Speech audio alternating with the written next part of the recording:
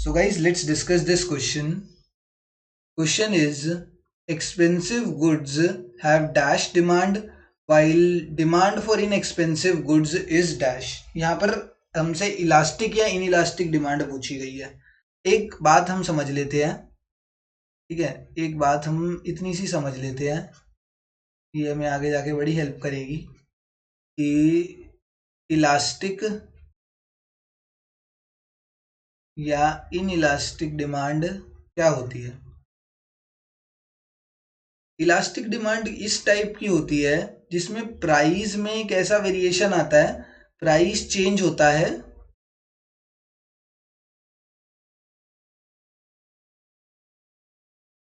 Less, बहुत कम price में variation आता है एंड क्वांटिटी डिमांड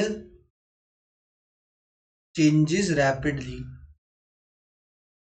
मतलब हमें क्या देखने को मिलता है कि ना प्राइस में तो बहुत हल्का सा फर्क आया और उस हल्के से फर्क की वजह से भी क्वांटिटी डिमांड कैसी हो गई, फटाक से चेंज हो गई।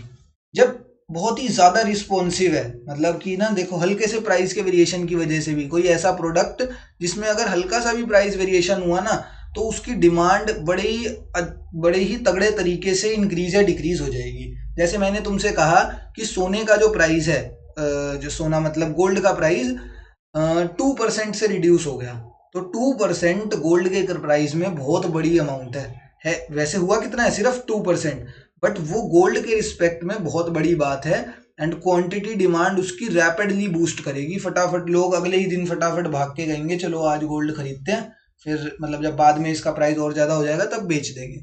ठीक है, तो जब ये इस तरीके की जो गुड्स होते हैं जिनमें हल्के से प्राइस के वेरिएशन की वजह से क्वांटिटी डिमांड बहुत ही रैपिडली चेंज करता है, उसको इलास्टिक डिमांड बोलते हैं।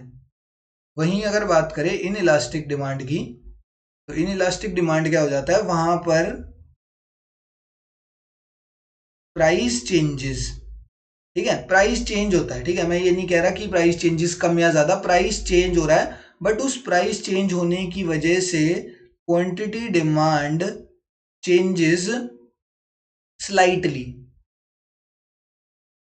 कुछ ज्यादा फर्क नहीं पड़ा, प्राइस चेंज हुआ पर उसकी वजह से क्वांटिटी डिमांड को यूं नहीं है कि बहुत ही ज्यादा, जैसे यहाँ पर गोल्ड के केस में हुआ था, प्राइस इंक्रीज हुआ डिक्रीज हुआ कोई दिक्कत नहीं है, बट क्वांटिटी डिमांड पे कोई ज्यादा फर्क नहीं पड़ा। जैसे यहाँ पर प्राइस कितना हुआ, 10% से इंक्रीज हो गया, मान के चलो कोई प्रोडक्ट था उसका 10% से प्राइस इंक्रीज हो गया।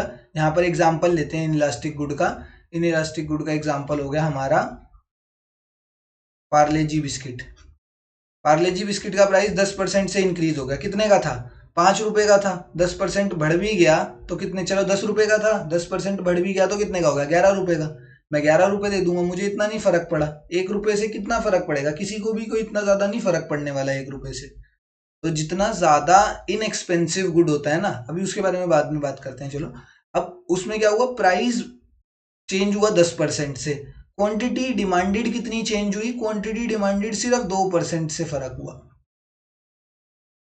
क्वांटिटी डिमांड जो थी, प्राइस इंक्रीज होने की वजह से क्वांटिटी डिमांड कम होनी है, बट कितनी कम हुई, हल्की सी, सिर्फ 2% कम हुई। एंड वहीं यहां पर अगर मान के चलो 10% का हमें गोल्ड के प्राइस में फॉल देखने को मिलता, 10% का फॉल देखने को मिलता, तो शायद इसकी जो क्वांटिटी डिमांडेड थी वो 50% से इंक्रीज हो जाती। लोग कहते अरे भाई गोल्ड का प्राइस कम हो गया, फटाफट से जाके गोल्ड खरीद लेते हैं। तो ये चीज मुझे क्या देखने को मिली यहाँ पर इलास्टिक के केस में, ये हमने किसका एग्जाम्पल लिया था, गोल्ड का। Gold is an example of what, gold is an example of expensive good. जितना ज्यादा गुड एक्सपेंसिव होगा, and Parle G is an example of what, Parle G is an example of inexpensive good.